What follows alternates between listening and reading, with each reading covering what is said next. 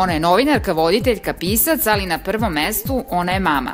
Vesna Zakonović-Režina promovisala je svoju najnoviju knjigu Mama ipak zna najbolje. Treća knjiga po redu, nadam se da će proći dobro kao i prethodna, verujem u ljubav, nastavljamo dalje, novi projekti, nove ideje, nove želje i realizacije. Treća knjiga, da li će možda biti druga beba?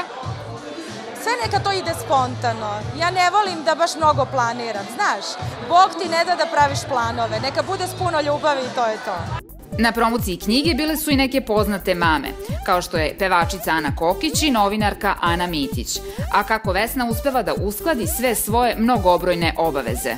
Dobra organizacija i jedan super tata, jer bez super tate ne postoji ni super mama. Pregurali smo onaj bebeći deo, kako ga ja zovem, sad smo već porodica i ekipa. Sad se snalazimo, tu je vrtić, tu je tata, pa se kombinujemo. Ova uspešna mlada žena svojom energijom dokazuje da u životu morate da se trudite da budete uspešni na svim poljima.